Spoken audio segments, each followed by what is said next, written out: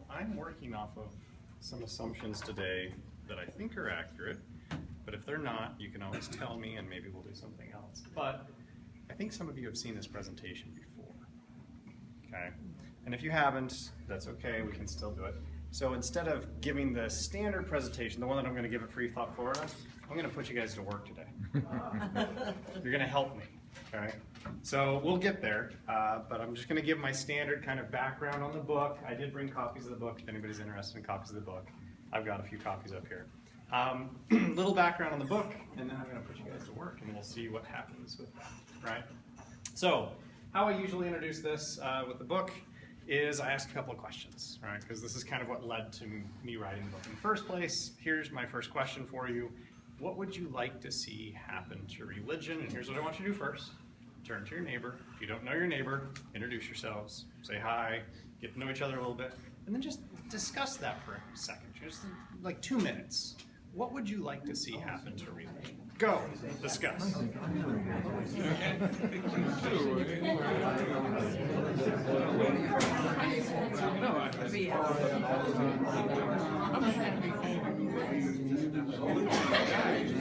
Except when they come to my house. But the futuristic society would like in 250 years. I slowly in whatever way, because they all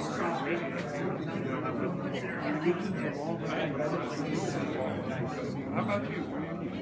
Well, I believe that we live in living the time that jiggers up with religion because there's just too much other information resources. And people are learning about the world and themselves in ways that don't require religious explanation. So, but God continues to smile down the football team. How do you combat that? Well, there's a lot of absurdity out there, but we're still living in the tail end of the religious sentiment. Still predominant largely on people who are perhaps less educated.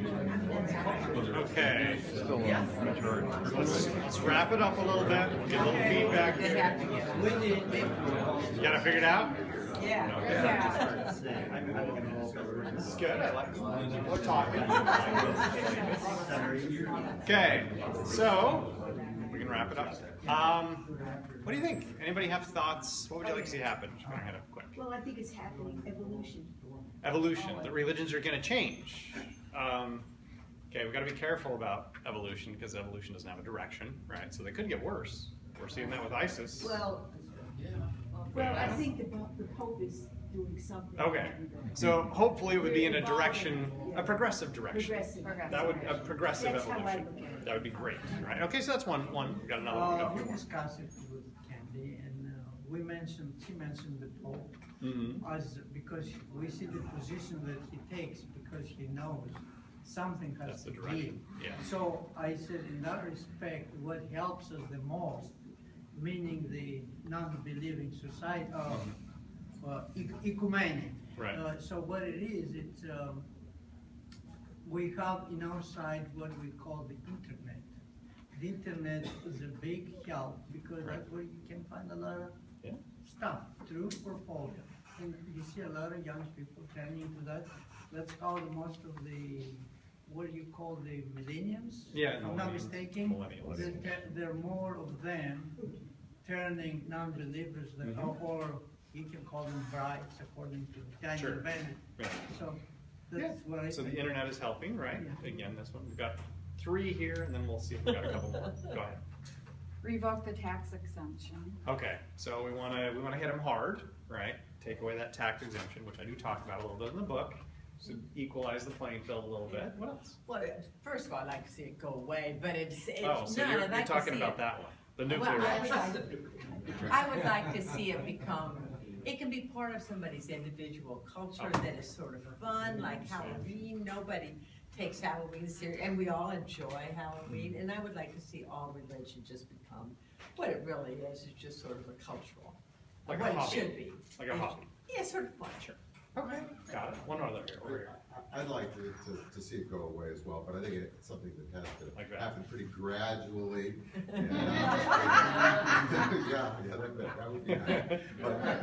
But you know, I know a lot of people in my own life, and including family members, that, you know, if you just, you know, if you just wave a magic wand and show them how absurd religion is, they would be completely and utterly lost. And I have no idea what some of the friends and family that I'm thinking about would do if you just, you know, pulled the rug from beneath their feet and left them without a safety net, as Right. Bruce said. So we don't necessarily want to do this, you know, the nuclear option, destroy it, right? Which in fact, people tried. Right? The Soviet Union, they actually did try to destroy it. The Carthaginian solution. The Carthaginian solution? Enlighten us. Well, the Romans got tired of the Sure. Carthage, and so they reduced the Whole thing to town ash. to rubble and Right. salt to the land. There is no Carthage. Yeah, this one, right? It turns out it's not the most effective approach, right? When you try and oppress something, people, it actually becomes a greater part of their identity, and so they fight back, right? So it's probably not the best approach. You know, I do kind of like this, just slowly put them out of business, right? Yeah. Make them sell the churches. Galen, we had another one? I'd like to see it delegitimized, Okay. so that it can't be considered a source of authority for establishing any kind of laws or governing other people. Sort of like astrology is treated. Like it's quaint and you can have it if you want, but no one takes like that nobody seriously. should respect your beat. There shouldn't be any expectation that because you have a religious opinion that it should hold any sway over how the actual world is governed. Got it. We got two more, and then we're going to move on to some other things. Jim, and then. Yeah, I think that in the future, looking at maybe a couple of 100 years in the future, if trends that we see now fulfill themselves, the explanation of the world and of ourselves in the world will be so adequate with the scientific knowledge that we will gain, that we have now and will gain in the future, that religion will have no place. It will explain nothing. It will offer nothing, because we ourselves can offer to ourselves what we need in order to exist successfully as human beings. Yeah, I mean, I would agree with you, but I'm sure some would still say, well, there are those existential questions. What happens when we die, right? Which, until we can gather that data, which I don't know how science is going to do that, it'd be cool, right? But there may be a place. It will Or be at least seen for some as, people, you know, right? For the family members who maybe need it. We had one of them. I'd like to see it de-evolve politically in America, much like in Europe. So those, I keep thinking of maybe the simple-willed that are looking for someone to lecture them to be good all week and still go to church, but end the business of, I don't want to sell you birth control, I don't want to pay taxes. I Get rid of that. devolve, kind of to the 70s, I think, was the low ebb of the political control, as picking who's going to be president, picking who's going to, we're all going to vote as a block, we're going to overturn abortion. Absolutely. Okay. Have your Makes place, sense. get back in church. Yes. So here's my next question for you. What's the most effective way to make that happen? Are we still going with the Carthaginian solution? It's like, I don't know if we can go As there. far as religion is concerned, it probably is, but tax them. Okay, so the taxing Everyone else approach. you Yeah, mentioned taxes. Okay. falls into line the minute you start. They have to pay taxes, and they don't have $100 billion a year free ride. That doesn't include the sucking of the public at the local Sure. level with the ad valorem and sales taxes. Oh, and yeah, that's they get them all. talking about federal only. So I mean, they have trillions of dollars worth of assets, all of which are being supported By you. by people such as us. Yes. They should pay. No one should pay for someone else. Okay, so I absolutely agree with it. I've written about this, right? Just to go on a little bit of a tangent, right? How do you implement that in the U.S.? Because that is not going to be popular, right? I mean, No, it good has to luck. start at the grassroots, almost as a social media, a whispering campaign, put it on your answering machine, have it on your doormat. Okay, I was thinking about this. This was like 2 months ago. I was like, you know, there may be a way to do this. And I'm just going to share it with you, not that anybody in here can necessarily do it because we're in the wrong state to do it. But I'm thinking when it comes to the taxes issue with religion, you don't try it federally, right? It's just too big. But we go local, and actually I think you could do it at the state level because there are some states in the US that are already pretty secular. So if we went to Washington State and we organized a grassroots campaign with enough money and got some sympathetic state representatives, and then you do it in steps. So the first step is not, we're gonna revoke your tax exemption. The first step is, you know, we're just interested in how you spend your money. We do just an incremental step because we want to know, hey, religions, how are you spending your money? There have been a lot of kind of fraudulent things going on. We just want to see how you're spending that money that we're not making you pay taxes on. That's step one. You get your foot in the door, right? And then once we actually get to see how they're spending their money, then what's the next step? You know, you guys are basically blowing through a lot of cash. Let's remove your property tax exemption. Step two, right? You slowly ease your way in, and could you do this in Washington, where already about 20% of the population are atheists and close to 40% are non-religious? You're not going to do that here in Florida, right? Florida, you got no prayer. Alabama, come on, who are we kidding? But in Washington or Vermont or New Hampshire, those are all plausible states where you could implement this at that level. That'd be a very effective way to do it, right? If we organized it at the state level. I don't know who's going to do that, right? I'm not going to. I come up with the ideas. I don't implement them. I'm sorry. I'm not the implementation guy. But I think that would actually work at the state level. So that's a possibility. The vote in Colorado, they only lost, I think, about 60-40, and then only because there was this last minute money about how they were going to take. Sure, but you've got an evangelical base in Colorado, right? Big Colorado's got a big evangelical base. You do it on the Pacific Coast. Sure, we're getting close, right? So you got to pick the right place to have that battle, and then once we start it there and we see how it works, then I think we've got a chance. Okay, what else? What's another effective way to implement what you want to see happen with religion? I was just saying, it was like kind of a separate question. Like, sure. This is sort of the trend already. I mean, we've seen the growth of atheism and sort of the casual disinterest in religion has been growing. Right.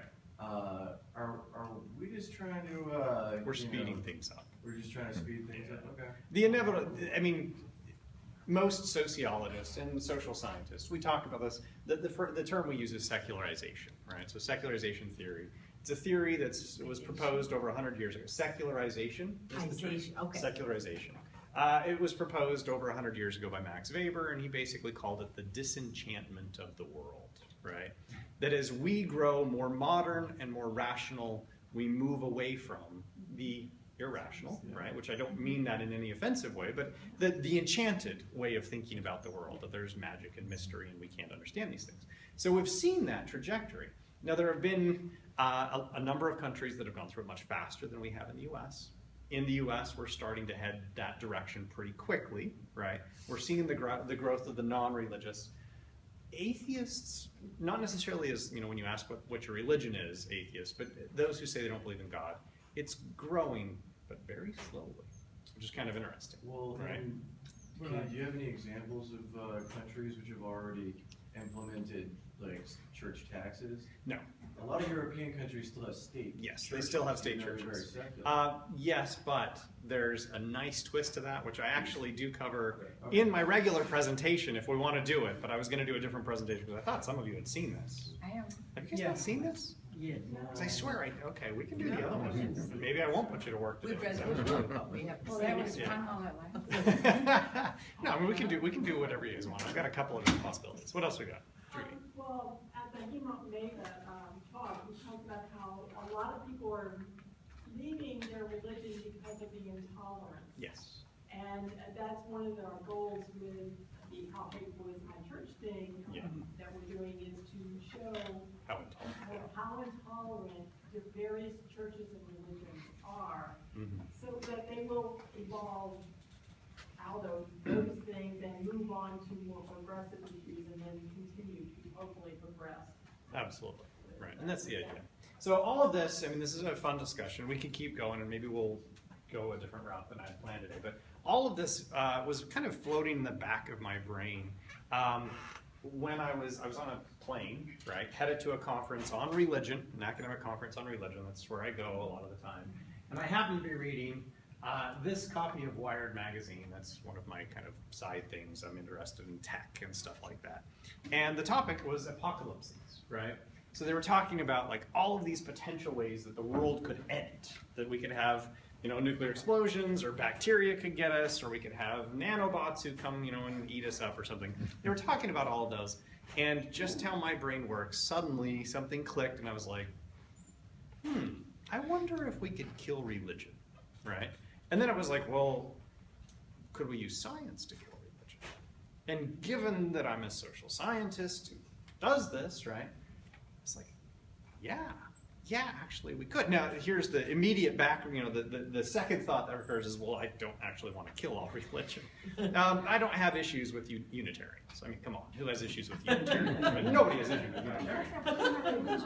Yeah, I mean, it's as close to being not religious as you can be without still being religious. Yes, right? It's hard to be like, I want to destroy the Unitarians. Right? No, I'm fine with them, right? And even like Reformed Jews, there are lots of groups that are pretty liberal that I'm like, yeah, whatever. You know, they're cool. They're more of allies with us than they are opposition. So it's like, okay, well, what about like fundamentalist religion? That's really who I'm concerned about. Could we use social science to kill religion? And so that was just kind of floating in my brain on this plane, and I was like, yeah, how would we do it? And the interesting thing about this is many social scientists like myself who study the sociology of religion, many of them are religious. And what they're doing is trying to figure out ways to strengthen religion. So they're trying to do the opposite of what I'm trying to do necessarily, right? So I was like, well, what if we take a lot of their findings and just flip them on their head? If we do that, wouldn't that basically give us the way to kill religion? Right?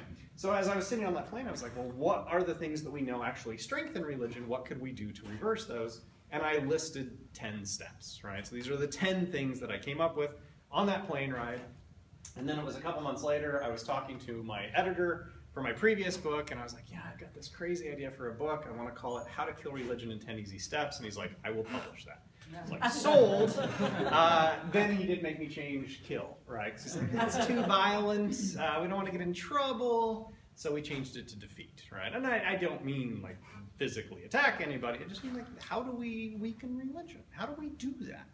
So that was the idea. That's the background, right? My latest book is this one. Includes 10 steps to defeat religion. It's the softened turn. My concern is more with the fundamentalists. I'm much less concerned with LGBTQ-friendly churches, right, like the Metropolitan Community Church. I don't have issues with that, right? So it's really more about fundamentalism. And here's where you kind of just choose your own adventure today, right? So I thought I'd given this presentation to you guys before, maybe like a very, very early draft. No. If not, then we don't have to do, I don't have to put you to work, unless you guys really want to do it. Or we'll see how much time we have, right? You were working on it in Clearwater. Yeah, I was working on it. I'm not going to do that because I'm not ready yet.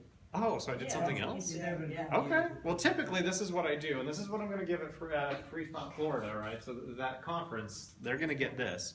But I was going to have you guys do something else. We'll see if we have time, right? I was going to go over steps 3 and 5 from the book, and something else is going to pop up, but I'll skip past it. So step 3 is provide this life security. It's one of the steps out of the book. And I'll explain that, right, what I mean by this life security, and we'll go through that. It's kind of fun. And step 5 is to stop subsidizing religion and deregulate it. And that's, again, kind of has to do with the taxes, the finances of religion. Hello. How are you? So do we want to do that, or do we want to do step 8, which is a different step? And maybe we could do both, right? So we could do this one, and then instead of doing this one, which we kind of just talked a little bit about this, but I have some other specifics. Instead of that, we could do step 8, and then I'll put you guys to work too. Is that okay? Can we do that? Yeah? Everybody good? Okay. So we'll do step 3, because I did have this. I was like, scratch that. Some of you have done that. Never mind. We'll go ahead and do step 3. And then once we get through step 3, I'll jump to step 8. All right. So what do we mean by this life security? Turns out a lot of people are religious for very practical reasons. And if we, as a secular community and as a secular movement, are trying to think of ways to weaken religion in society, to defeat religion, we can't just think about religion as a big illusion. We can't think about it as a fraud. we have to think about it from the perspective of those who use it. Okay? We have to kind of put ourselves in their shoes. So why are people religious? Well, there are a number of reasons, right? I don't want to give the impression that there's just one, but one big reason why people are religious is because religion functions as a compensator. When your life is insecure, you don't have enough food, you may not have a guaranteed job, you could be dying tomorrow, right? When there's lots of insecurity and you don't have a lot of resources, guess what provides people comfort? Religion, right? How does religion do this? And it's built right into, Christianity is probably the best example, but Islam works really well for this too. Buddhism, not as good. Hinduism works pretty well as well. How does it do it? So, I mean, we can quote passages, right? But basically, if you suffer through this life, what are you going to get in the next? Go to heaven. You're going to go to heaven. What's heaven like? You get to sit and worship God and listen to Which, when you say it that way, it sounds pretty boring, right? Yeah. But it's like heaven, right? So it's paradise, and you've got all the food you could ever want, and you want for nothing. There's no pain, there's no misery. Tons of virgins, if you're into that thing, right? Which, I don't know, but it's supposed to be great. So if life sucks right now, maybe there's a better future. Religion functions as a compensator. And we have to recognize that fact. For many religious people, when they think about God and heaven, it's, my life is shit. But you know what? Justice too, because these evildoers are going to get their justice. Exactly. Oh yeah. Right? So all of that works in. So if we're thinking about religion from that perspective, how do we address it? What do we do, right? If our goal is to weaken or defeat religion, what do we do now, right? We have to recognize what's driving them, and that's where we're going with this first point, right? So to illustrate this a little bit more clearly, I'm going to just kind of do a little imagine, right? We're going to play a little imagine game. You don't have to close your eyes if you really don't want to, but close your eyes if you want, right? And imagine that you're a farmer in the 1920s in the US, okay? What happens if your crops don't get sufficient rain or too much rain? What just happened to your livelihood? Okay. Or what if you break your leg? Which is a reality, right? This could certainly happen. To put this into perspective, my great-grandfather on my dad's side was a farmer. Went out, he had an orchard, right? It's cherry orchard. Went out in the orchard. He was out there by himself. He forgot to put the brake on his tractor, jumped off. The tractor rolled over on top of him and pinned him under the tire for about 8 hours until he hadn't come home. They sent somebody out to find him. They eventually got the tractor off of him and he died. Okay? This was reality. So what happens to you if this happens? You don't get enough rain, too much rain, you break your leg, you get sick. Now are you at greater risk of poverty, hunger, disease, and death? That's reality. Okay, so if that's what you're suffering, that's what you're facing, what are you going to do? Where do you turn for support in this situation?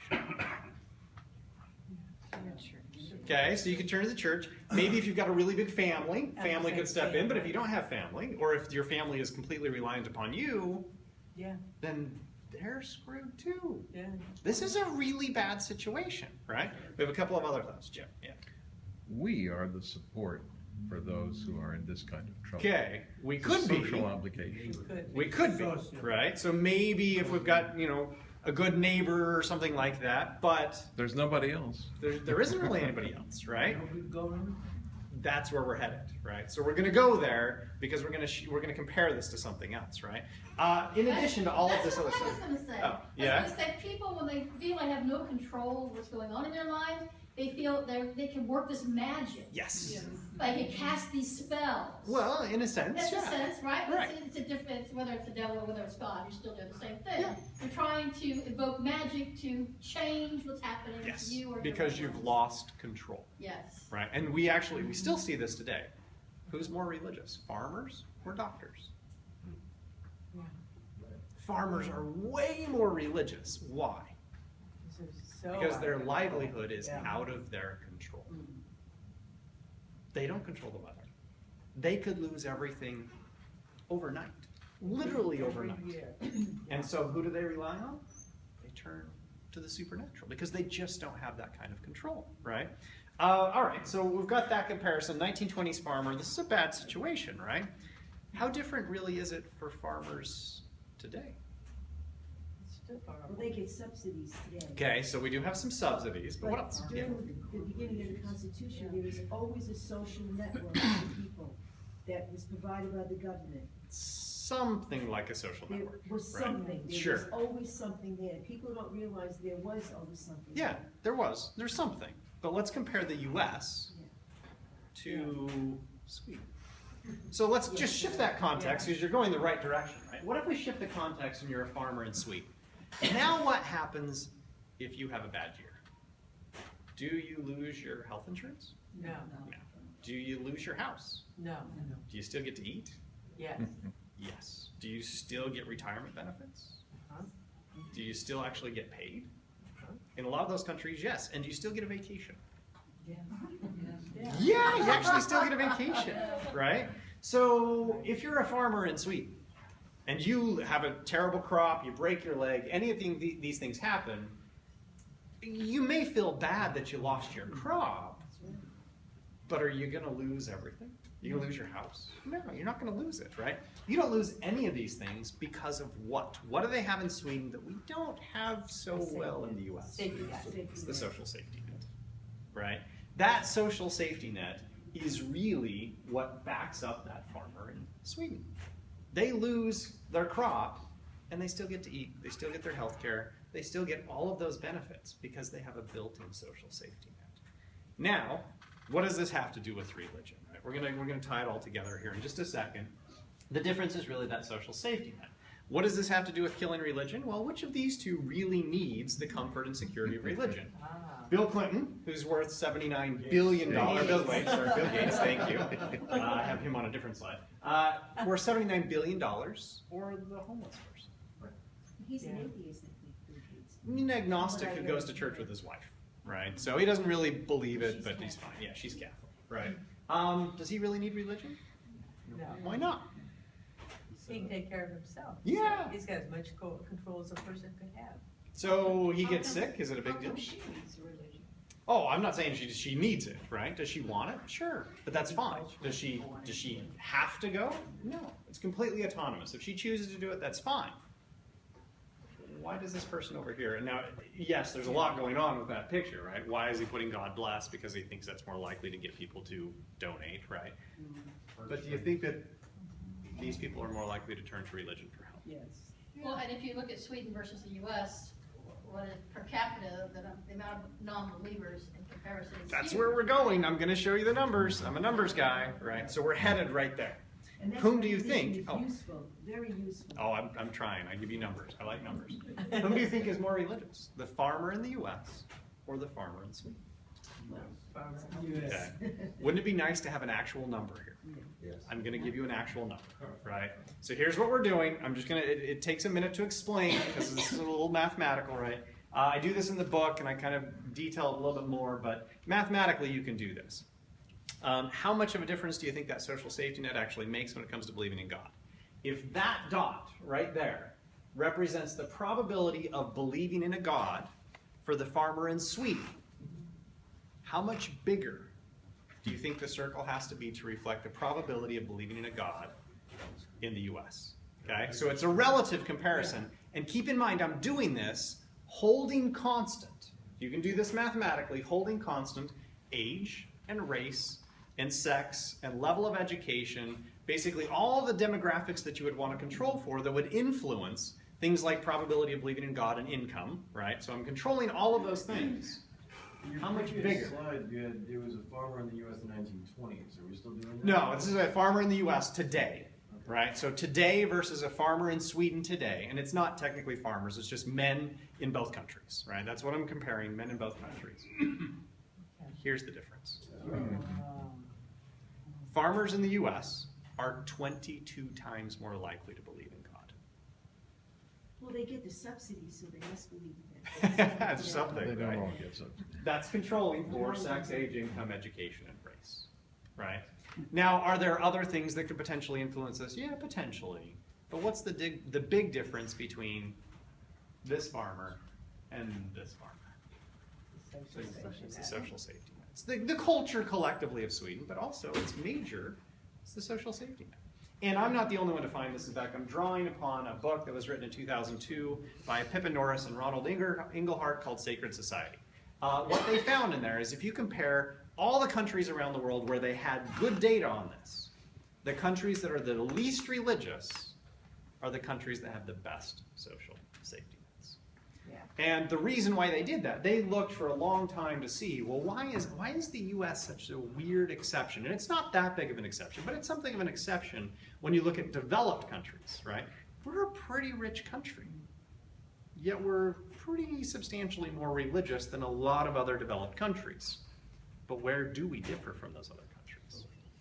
In our social safety net. That's the big factor. No wonder the right treats the words socialism and progressive They as hate if it. they are filthy, dirty Yes. words. Why? Well, and I talk about this a little bit in the book. I haven't seen tons of evidence for this, but there is some evidence to support this. When Reagan came to power, right? No boos, no hisses. I was surprised by that, but it's fine, right? When Reagan came to power in the 1980s, he had as part of his initiative the intentional goal of breaking down unions and breaking down minority groups like gay or lesbian groups that were pro-gay or lesbian groups, right? He was trying to destroy very specific minority movements, including non-religious movements. And he said specifically in some of his notes and some of his correspondence, if we do this, this empowers the wealthy and will push people back to church. They knew what they were doing. They knew what they were doing. If we can make people poor, guess what? They'll go back to church. It's intentional. Yeah. Going back to the homeless person, most of the services, social services in this country are funneled through religious organizations. Many of them are, yeah. And it's very intentional. And consequently, even though they're not supposed to require religious observance, There's no you're oversight. going there and you're being exposed to them, then you're gonna get that influence. Absolutely. Right. Yeah. And the other thing is like the mom and pop farmer in this country doesn't do so well. It's the Big corporate ones. That's Right. the problem. And they're getting So a lot of that's those wrong. subsidies that you're talking about. Those are the ones that are getting it. Sure, they're getting the subsidies. So when we think about this idea, right, well, okay, if we want to weaken religion, and one of the things I talk about in the book, directly attacking people who are religious is not a very effective way, right? You can't debate them out of religion because when somebody attacks you, what do you immediately do? You defend, right? You become defensive. So that's not the way to do it. What we really have to do is we have to change the culture around them. And then by the time they realize that we've succeeded at changing the culture around them, they're okay with it. And then they just adopt like the rest of us. Well, one of the things that we can do, and I understand, not everybody agrees with this politically, right? I totally get that. And I'm not trying to push a particular political agenda, okay? So you can take these points, you can leave them. I know often in some of these groups, we've got a libertarian who's like, yeah, no, we don't want any more social safety nets. I get that, right? But which is your priority, okay? If your priority is to weaken religion, I'm telling you, it's right there. This is probably the most effective way to do it. You give people security. When they have this life security, do they care about next life security? No. Not as much. And we've seen this in dozens of countries around the world. A very effective way to do it. So I get it if you're like, no, I'm a libertarian, don't want to do that. Okay, fine. But the data are the data.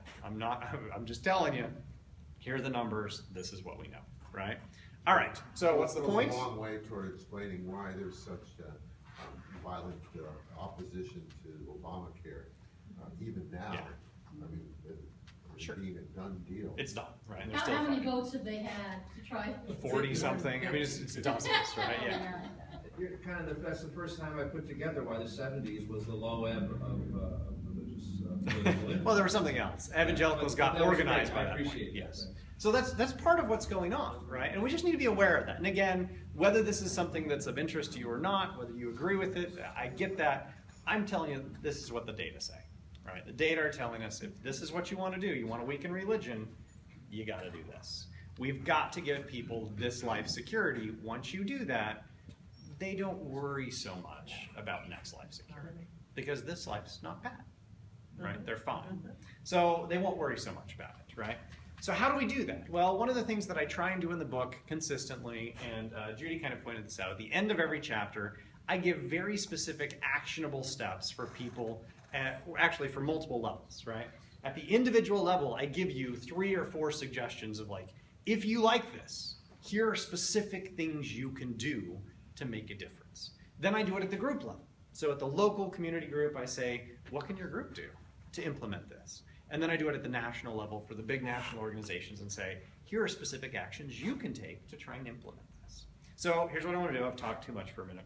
I want you to turn to your neighbor and discuss this, right? Given, however your take is on this, whatever you're thinking, what can you personally do to implement this? What can you personally do to implement this? Turn to your neighbor, discuss. Can you explain SHAF? SHAF, the meaning sorry, of SHAF? Secular Humanists and Atheists and Free Thought Groups, right? That was the original one that I was using. Now I just call them secular.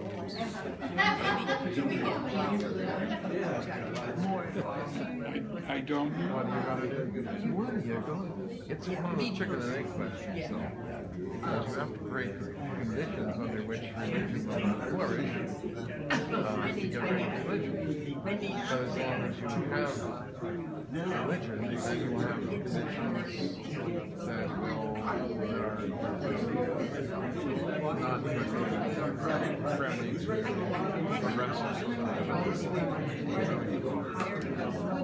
but maybe it is the case that because the world is going in a direction in which our economy is changing, not only because of cyber, but also because of the condition of the outer world in terms of resources, in terms of power, in terms of how we regard the universe. All of these factors are going to construct a totally different world than what we have now. This will allow people to make that leap. What do you think?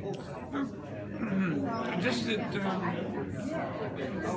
me, one of the key areas is that I beat up on evolution because the failure to use science at that critical juncture of thinking is just another part of the syndrome that they have. So I'm happy that people like Ryan and others are out there working actively towards doing something about religion. It's not my bag. I'm working on a speech about evolution because I just want to give some information out there, and if it's done right, I feel that will take the wind out of a bunch of their sails, because the people that don't believe in it, in evolution, they don't because of religion. That's really what it is. But it's all part of the same bag. It is. And in some respects, overcoming religion or instituting a progressive social economic system, it's just the bag turned inside out. One side or the other. And that's why I think it's a battle, and I think it's important to win. But I think it's also going to have to be fought on many different battles. Hey, one more minute. So I pick my fight, and I'm glad that other people out there like it. I tell people, I've had people that go, well, I want you to join this movement. And I go, no. They go, well, it's important. I go, no, I know it's important, but I don't have the time for that movement. I don't have the skills for that movement. That's right. I'm glad you're doing that. Well, you and I have a limited lifetime, a limited amount of time to accomplish anything. Exactly. So we have to apply ourselves to that tiny little fraction of reality with which we have some influence. Absolutely. And that may feel a building block to help try and other wrap it people up. put it all together as a new structure out of it. Absolutely. At least I would hope so. I hope so. There's no guarantee, but we do our best. That's all we can do as individuals. Yeah. Okay. You guys are excited. I like this. Yes. The crowd is abuzz. No problem. Just tell us when. Sound very talkative. I'm good with that. Oh yeah. You have to pound on it if you want to. I'm not that forceful. So we'll start the hand clapping. Okay, let's wrap it up. Okay, so, what'd you come up with? You personally, what could you do? I have a suggestion that I'm going to give, but I want to hear yours first. So, we got three, one in the back end. It all comes back to political action. We're saying organize, help liberal candidates participate in or even form action groups. Okay, so that's a very basic one, but you're absolutely right. You got to be politically active. You've got to push a particular political agenda if this is what you want, right? And again, I'm not trying to push that political agenda. I'm saying if this is what you want, here's a very specific step to do it. We had another one. What I was going to talk about Yeah. too is you get involved politically and support those people that are holding those kind of views. Like Bernie. Like Bernie Sanders. You can push Bernie. Go Bernie. Go Bernie. Okay, we had another one? Write your congressman. Write your congressman. Okay. Yeah. We got one over here, and Galen's got one. Okay, yeah. Well, we all have a tiny little amount of time in which to do something. Right. And most of our time as individuals is taken up with the task of supporting ourselves in everyday life. But for that little amount of time that we have to devote to the kind of causes, the kinds of things that build our society, we're creating a little tiny brick. And after we leave, that brick may be part of a very large structure that will move society forward in a different direction. So put some time in, make a difference yourself. That's the only thing I can think. So get active, Lots of get ways to do involved. that. Yeah. Galen, how I'd to say like at the ground level is you can contribute to the social welfare of the community by running your own homeless shelter, or if you have the skills, provide some kind of medical care, trying to alleviate the the pressure on these people of nothing but rain dances to do to fix their Well, drought. Donate to secular organizations. You could, Food right. donations or I think you can. I think we could make coalitions with the religious people themselves and get a lot of the safety net done. I mean, instead of fighting with them, we can, Yeah, some of them. Yeah, I actually think with many. quite a few, right. There are plenty of liberal groups who are very interested. So just kind of building off of one of the things that Galen said, why not, right, set up, so a lot of religions will actually serve that function of providing charity where they get the money from the government and then they dispense it. Yeah. Why can't you? Will the government give it to me? Sure. As a group, as a local group, why can't you serve that function too? And I actually talked about this in a different chapter, but one of the ones that has actually gotten a lot of press recently, well, in the last 6 months or so, or to a year, in the Tampa Bay Times, is halfway houses as convicts transition out of prison. Who runs a lot of those? Religions. Do they pay out of pocket for that? Who's paying for that? The government is. And so what are they doing when they get those people into those halfway houses? They've got the money from the government, it's not costing them anything, and then they can evangelize them. Why can't you do that? I have a question. Yeah. How do they do it in Sweden? In Sweden, which part? The social safety net? Do Or they have charities like? no, here? most of this is done through the government, That's why I right? like this. Yes. They Well, have and high a lot of people do. taxes. They have higher taxes. They do have higher But they taxes. get a lot out of They them, have so a they don't tiny mind fraction it. of the convict population in leaders too. Which says something about what we're doing with our people, right? We imprison a lot more people. Actually, we have the highest per capita imprisonment rate in the world, right? Higher than China or Russia or any other country, by far. It's a good moneymaker. No, we win. We've got everybody beat, including China, right? Which is second to us. Our per capita imprisonment population is insanely high. So, and we're starting to shift that because we're starting to get rid of nonviolent offenders for drug abuses, right? You get rid of that, and that takes almost 40% of the prison population away. It's 40% are in there for non-violent drug offenses. But how much money we're spending Oh, keeping those people in prison, trillions. non-violent drug offenders? Trillions. So, But that's yeah. the point. Did that increase with, They're privatized. Oh, sorry. did that increase with Clinton when they passed the 3 strikes you're out? Yes. Yeah, so our prison population has been going up consistently until about the last 3 or 4 years, when it leveled off and we finally saw a downtick in federal prison populations just in the last 3 or 4 years. So it's gone down just a tiny bit. But if you look from 1960s, the earliest data that I have, it's basically just a growing trend line, right? It just keeps going up and up and up and up, all the way until about 4 years ago. Is it And then 2.1 it levels off. million, something like that, right? That are actually in, yes. The total number who are involved in the criminal justice system is close to 8 million. Yeah. If you've got all the people on parole and all the other kind of different ways that you can be involved, it's something like 8 million. You know, if you talk to a sheriff's department, which I did a couple of months ago, and I talked about the drugs, he was, oh no, that's not who we're incarcerating. They'll say, no, that's not true. I said, well, I don't know, that's what I read. Well, decreasingly they are, Yeah. right? But it used to, I mean, particularly in the 90s, right? That was the big deal. You wanted, you know, no crime at all. And so the philosophy was if we get them early when they're smoking a joint, right? Apparently that'll keep them from killing somebody. Which makes no sense, right? But that was the philosophy in the 1990s, was we're just not going to let them do anything. So they just put everybody in prison.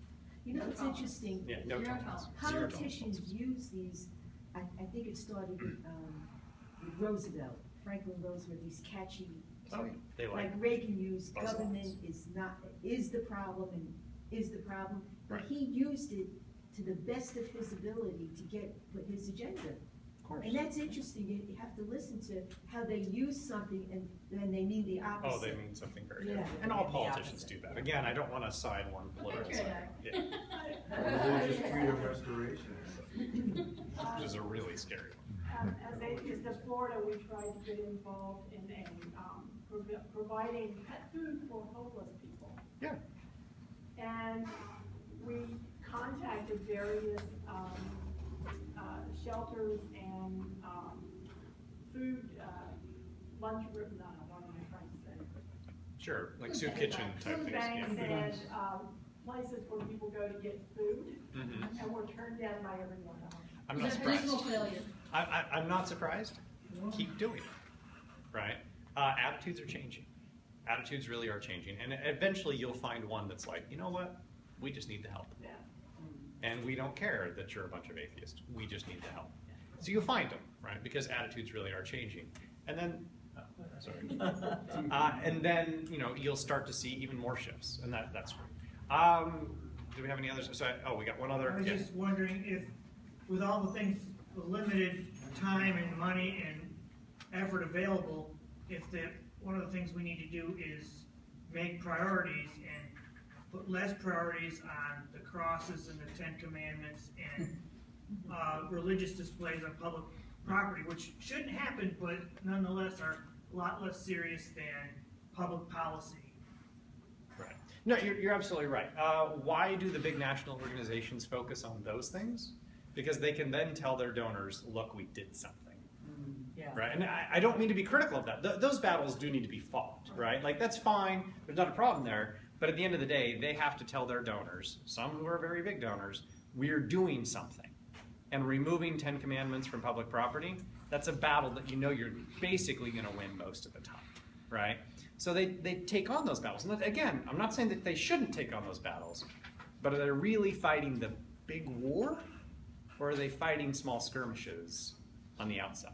And when they do fight those small skirmishes, who do they end up pissing off?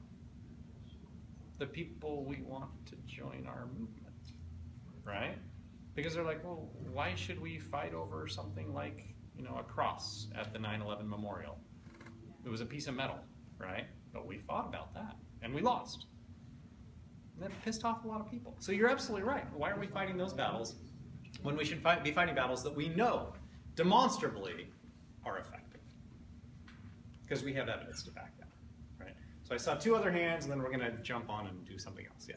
I think that those battles of religious symbols in public places are important because they are symbolic of either being a Christian country or being a secular country.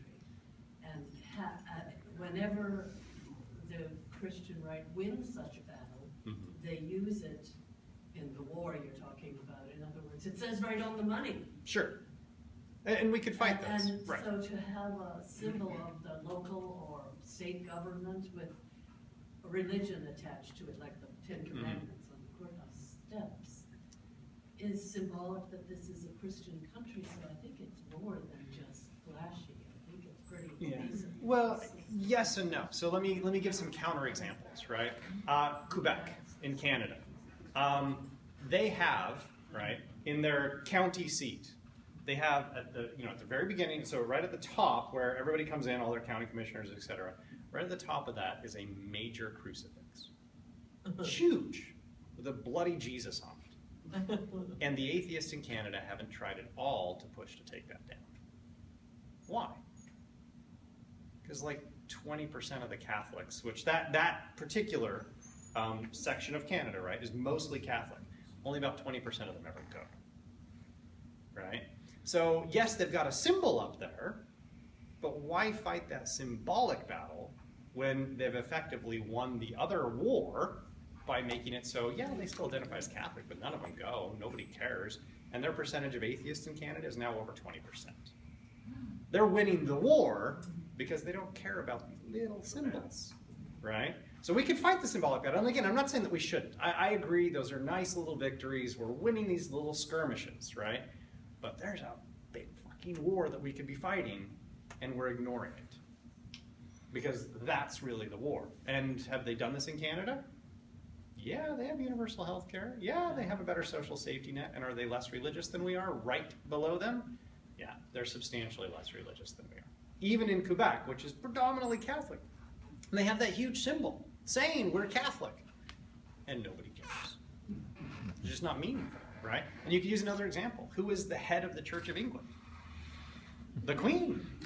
So you could try and pull that apart, right? And when you you've got a new Prime Minister, where is that coronation done? It's done in a church, right? So they're doing lots of symbolic stuff, but they're substantially less religious than we are too. They're just not fighting over those symbolic things, right? Which are largely meaningless now. They're either non-believers or they're just not churchgoers. Yeah, I mean, in the UK, we know that roughly 5% of people go to church every week. Here in the US, 40% say they do, and it's about 20% who actually do. So we're like 4 times as religious as they are in the UK, and they're just not fighting those battles. They don't care. I think the victories that we win in those types of skirmishes with the crosses and the Ten Commandments are theory victories, because the backlash from that reinforces and strengthens the Christian position. Right, I mean, and it strengthens our base. We like that, right? But are we really winning the war by doing it? No, I don't think we are. And again, I'm not saying we shouldn't do it. I'm saying we have bigger battles we should be fighting. So we have 2 other thoughts, and then we'll jump on to something else, if that's okay. Yeah, I was just going to say, I've been in Italy, and there's, you It can crosses say that everywhere. about Italy, you think it's very religious? No. It really isn't, and the Pope, we all know that the Catholic Church is a business, and the Italians knew that. So, sure, the symbols are everywhere, but why fight, right? Yeah. I recognize like the rationality of this strategy. Mm-hmm. My problem is that it just pisses me off. I mean, you know, Explain. Like, the Ten Let me hear. Commandments, everybody's like, wow, it's the Ten Commandments. You know, once in front of a court of law. I mean, if you've actually ever read the Bible, the Ten Commandments is a terrible set of laws. I'm not So disagreeing it's at all. like the context in which it was said is even worse. Like it doesn't have anything to do with the jurisprudence in the United States. I agree 100%. And that pisses me off. I So, get like, that, yeah, right? I can't help it. Like, But when we fight those battles, right, what have we really won? I don't feel better about it. You, Galen Matson, feels better about it, right? But did we win anybody to our side? Sometimes. You know, the only thing I ever, It's pretty rare that we're like, somebody goes, oh, wow, they got the 10 Commandments out. I've changed what I believe. Like, there's no logical connection between the two. So if you step back and think about it just a little bit more, like, hey, are we really winning by doing this? Probably not. It encourages donors. That's great. It encourages donors. Yeah. I think there's another big difference between England and the United States. Sure, and shoot. some other countries, and that is that we already won that battle. We The separation already are between a church and secular state. country. We're trying to keep it that way. Whereas they're not a secular country to begin with. Right. In name, right? So in we name, really- they're not They would have secular. no way to say take down the religious Oh, symbol sure. when it's a religious.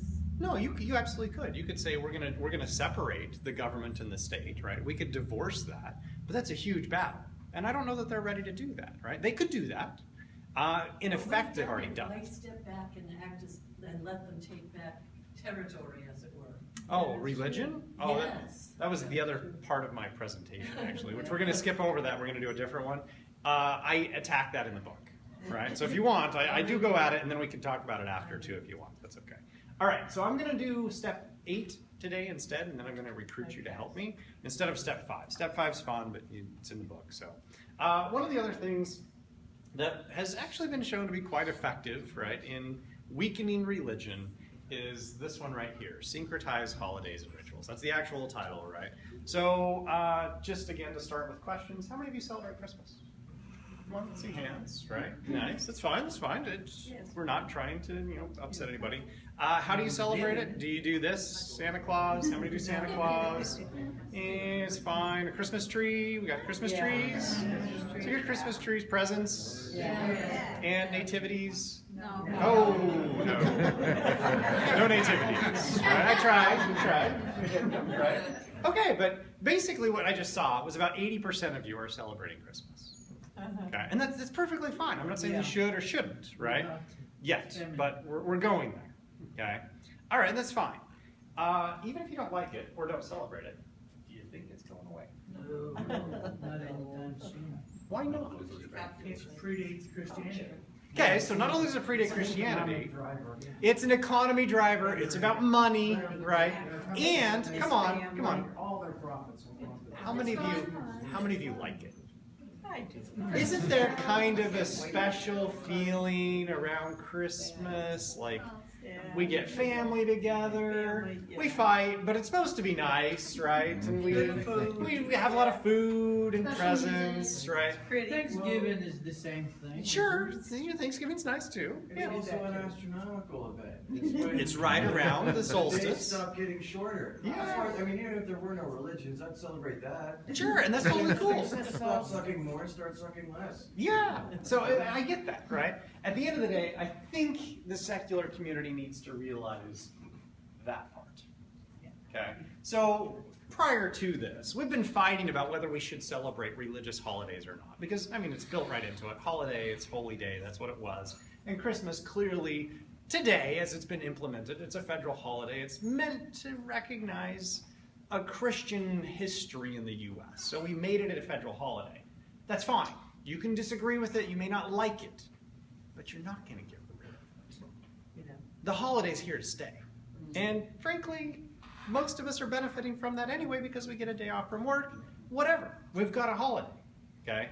So as long as we recognize we're not getting rid of holidays, they're here to stay.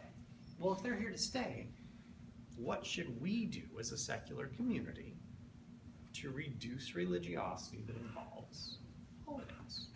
This is where this term comes in, syncretism. It's a brilliant term.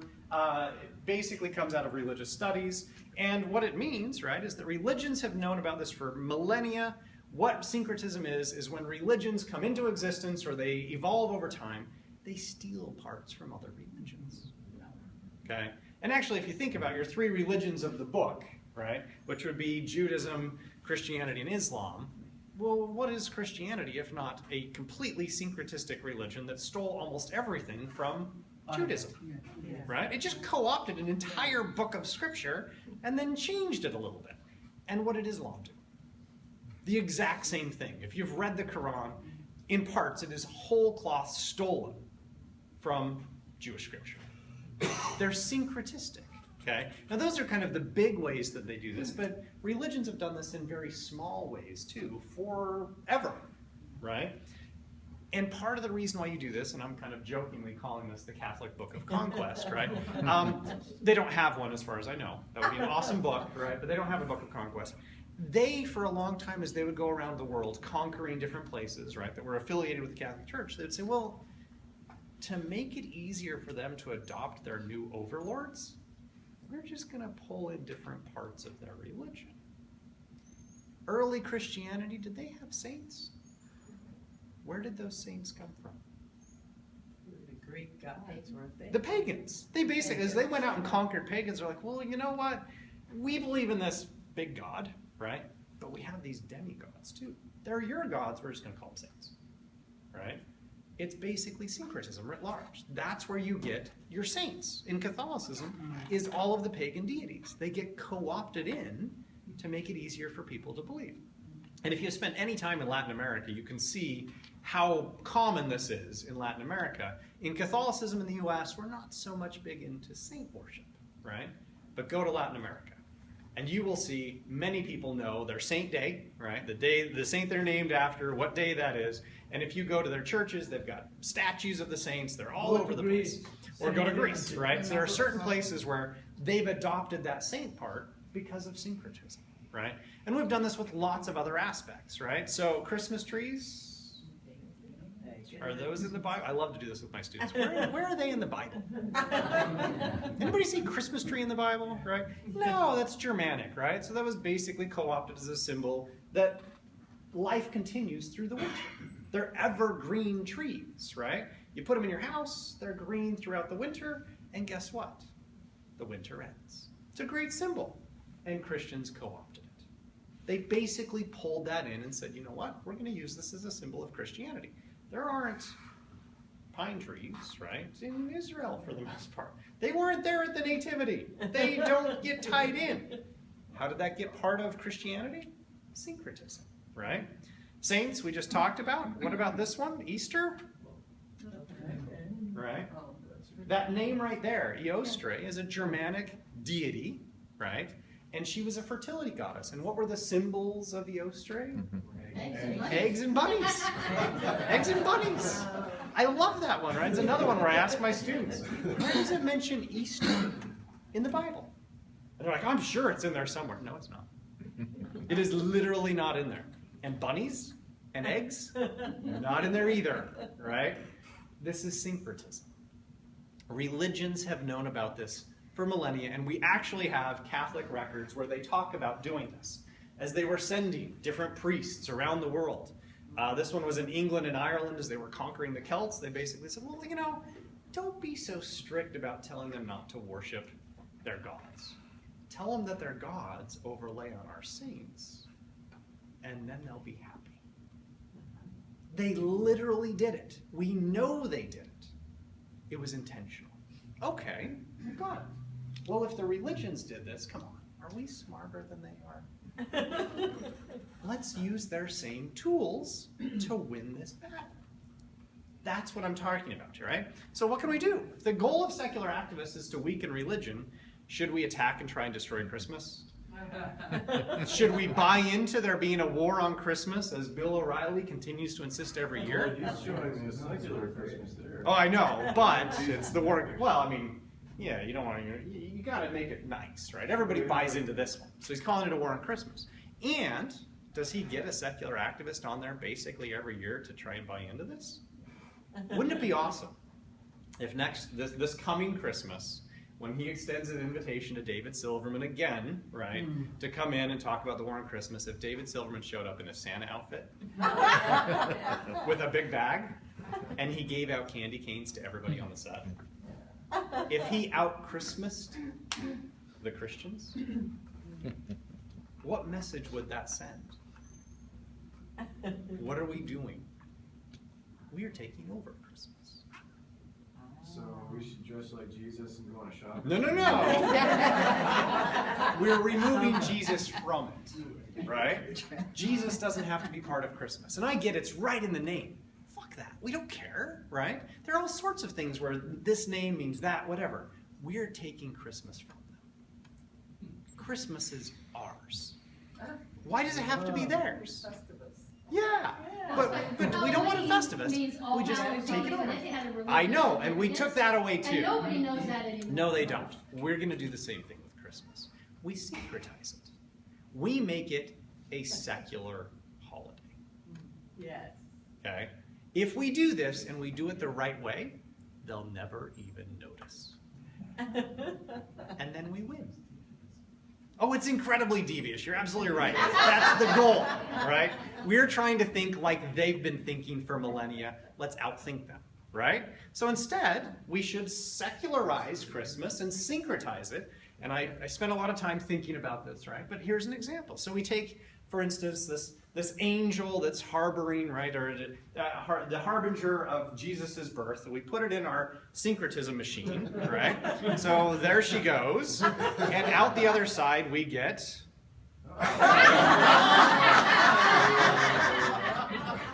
It's an angel. I'm fine with that, right? We do that.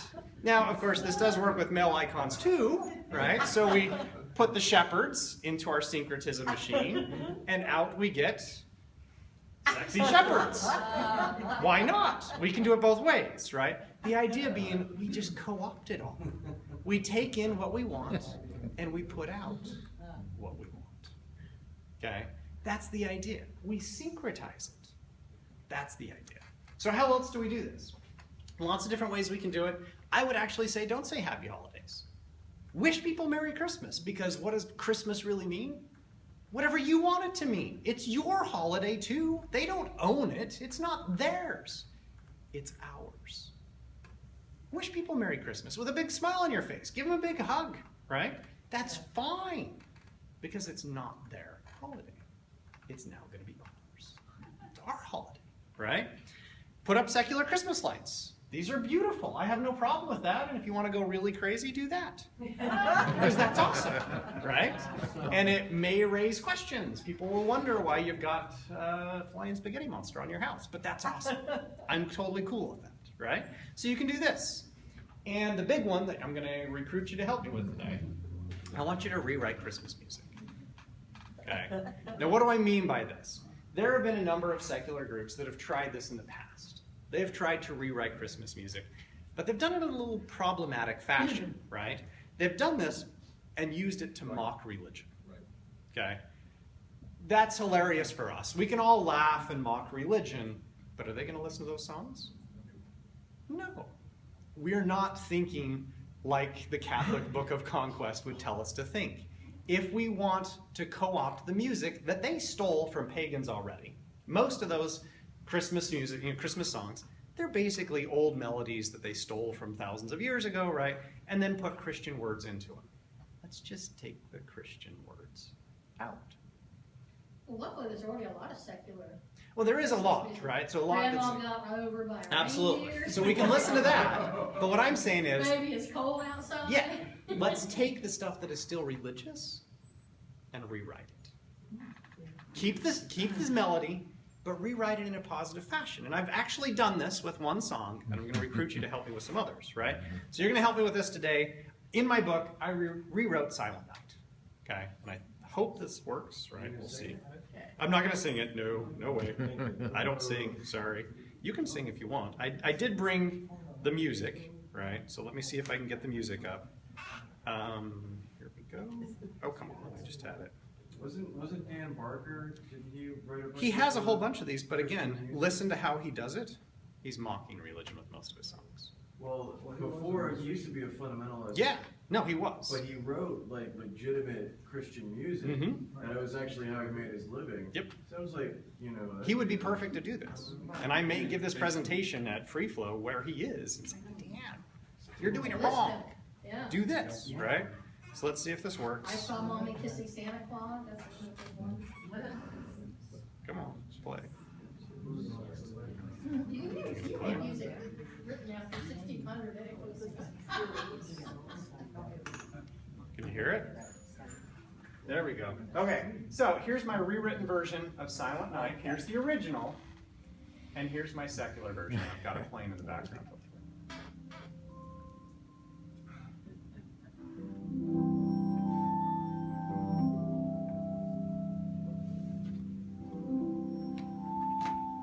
It's a very slow version. I do apologize for that.